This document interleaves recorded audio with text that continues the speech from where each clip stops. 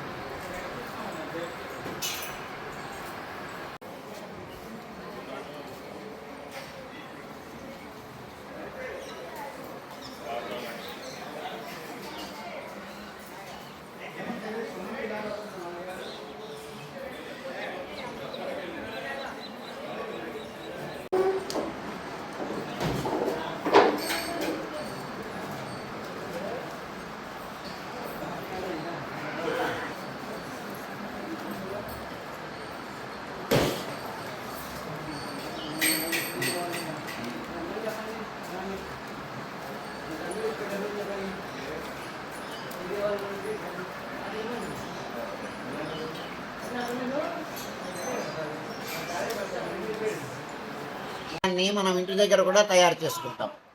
కానీ భగవంతుని యొక్క దృష్టి ప్రసరణం జరిగి దృక్ప్రసరణం జరిగి ఆయన చక్షుష అని దీన్ని స్వీకరిస్తాడు స్వామి. ఆ స్వీకరించినందువలన ఆయన ఆ కనుచూపు పడినందువలన ఈ ప్రసాదానికి ఇది ప్రసాదం అవుతుంది. అంతవరకు పదార్థం, కానీ భగవంతునికి చెల్లించిన తర్వాత దానికి అమృతత్వం వస్తుందన్నమాట. అందుచేత అప్పుడు ప్రసాదం అవుతుంది.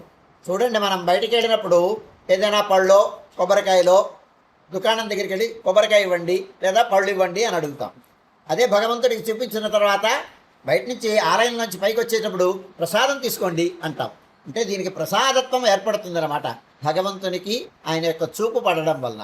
అందుచేత నిరంతరము స్వామి యొక్క ఆ సన్నిధానంలో చేసేటువంటి ప్రతి పదార్థం మెతుకు కూడా స్వామికి నివేదితమై ఆ నివేదితమైనటువంటి ప్రసాదమే ఉచిత ప్రసాదంగా మనం భక్తులకి అందజేస్తాం. ఇది చాలా విశిష్టమైనటువంటి సంప్రదాయబద్ధమైనటువంటి ఆచారం ఇది.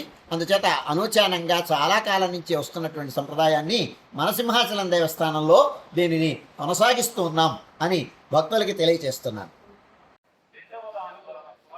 రాష్ట్రంలో ఎక్కడా లేనటువంటి ప్రాచీనమైనటువంటి సంప్రదాయాన్ని కొనసాగించేటువంటి ప్రక్రియ జరుగుతుంది. చూడండి, స్వామికి ఇక్కడ పోటు అంటే వంటశాలలో జరిగినటువంటి తయారు చేసిన ప్రతి ప్రసాదం ఇక్కడ ఉండేటువంటి ఉత్సవమూర్తులకి స్వామివారికి నివేదనం చేసి ఆ నివేదితమైనటువంటి ప్రసాదం భక్తులందరికీ ఉచిత ప్రసాదంగా ఇస్తారు. ఇది స్వామి భోగ్యంగా ఆరగించిన ప్రసాదం భక్తులకు ఇవ్వడం జరుగుతుందన్నమాట. ఇది చాలా విశేషమైనటువంటి సంప్రదాయం. అనూచానంగా ఎక్కడి నుంచో చాలా కాలం నుంచి వస్తున్నటువంటి సంప్రదాయం ఇది. అంచేత భగవంతుని యొక్క ఆయనకి నివేదితమైన ప్రసాదం అమృతంతో ఆ ప్రసాదాన్ని భక్తులందరూ చాలా